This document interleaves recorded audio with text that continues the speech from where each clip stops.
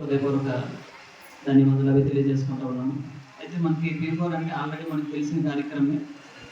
గతంలో అనేక సందర్భాల్లో అవకాశం ఉన్న ప్రతి ఒక్కరు కూడాను పేదవాళ్ళకి కానీ నిజంగా నీడీ పర్సన్స్కి అనేక రకాలుగా సేవలు అందించిన దాన్ని ఈరోజు చంద్రబాబు నాయుడు గారు అఫీషియల్గా P4 అనే కార్యక్రమం ఏర్పాటు చేసి ఎవరికైతే నిజంగా ఆ ఆపదలో సమయంలో ఉన్న వారికి కానీ ఎవరికైతే అవకాశాలు కావాలనుకున్న వారికి కానీ ఆర్థికంగా అవకాశాలు ఉన్న వారికి సాయం చేసే ఒక మంచి కార్యక్రమం. అయితే ఒక 2 ఉదాహరణలు మామూలుగా చెప్పదలుచుకున్నాను.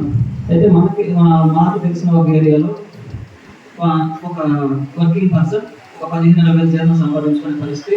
ఆయనకి ఏంటంటే ఒక కూతురు ఒక కొడుకు. అయితే ఇద్దరినే చదివించలేడు కాబట్టి ఇన్వెస్ట్మెంట్ అంతా కొడుకు మీద పెట్టి బీటెక్ అది చదివించారు. అబ్బాయి అయితే ఉద్యోగం సంపాదించుకోలేని పరిస్థితి. కూతురు బాగా చదివే పరిస్థితి ఉన్నా కూడాను ఒకరి మీద పెట్టుబడి పెట్టగలరు కాబట్టి రెండో వాళ్ళ పెట్టుబడి పెట్టలేడు కాబట్టి చదువుకోవడానికి స్కిల్ కూడా అమ్మాయి డబ్బులు లేక అమ్మాయి వెనకబడుతుంది. ఇది ఒక ఉదాహరణ. మరొక ఉదాహరణ కూడా మన ఏరియాలో ఎస్పెషల్లీ చాలా సందర్భాల్లో చెప్పుకున్నాం. శ్రీకాకుళం జిల్లాలో ఎస్ ఉంది, కాన్సెప్ట్ ఉంది, కాన్సన్ట్రేషన్ ఉంది, అన్నీ ఉన్నాయి. కానీ ఇంగ్లీష్లో మాట్లాడాలంటే మన ఆంధ్రప్రదేశ్ పరిగెత్తే పరిస్థితి. సో దానికి మనం సెపరేట్గా డబ్బులే వెచ్చించక్కర్లేదు. ఇప్పుడు ఉదాహరణకి ఇప్పుడు మనకి అనేక మంది సచివాలయ ఉద్యోగులు ఉన్నారు. అర్థమెటిక్ కానీ, రీజనింగ్ కానీ, మ్యాథ్స్ కానీ, కమ్యూనికేషన్ కానీ, ఇంగ్లీష్ మీద కానీ, కన్నడ వాళ్ళందరికీ ఉద్యోగాలు కొట్టారు. సచివాలయ ఉద్యోగులు అయినా సరే సాయంకాలం పూట లోపల అనేక టీచింగ్ సెంటర్లు, కోచింగ్ సెంటర్లు, లేకపోతే ట్యూషన్ సెంటర్లు ఉన్నాయి. మీరు ఒక ½ అవర్ మీరు కేటాయిస్తే చాలా మంది స్కిల్ డెవలప్ అవుతుంది. మీ రోజులో ఒక అరగంట మీరు కేటాయించండి. డబ్బులతో సంబంధించిన విషయం కాదు.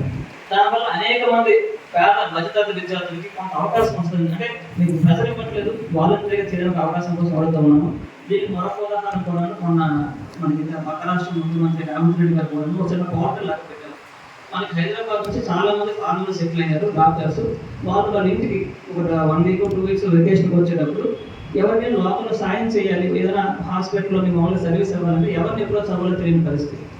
కానీ అటువంటి వ్యక్తులు ఒక ½ అవర్ కానీ వెల్ స్పెషలైజ్డ్ డాక్టర్ ½ అవర్ కేటాయిస్తే 10-15 మంది జీవితాలు నిజంగా నిలబడతాయి. సో అలాగే ఒక పోర్టల్ క్రియేట్ చేస్తుంటే చంద్రబాబు నాయుడు గారు కూడా ఒక మంచి పోర్టల్ క్రియేట్ చేశారు. దానికి లోపల మన స్థానిక ఎమ్మెల్యే గారు కూడా పూర్తి మద్దతు ఉన్నారు. అయితే ఒకసారి నేను చెప్పిన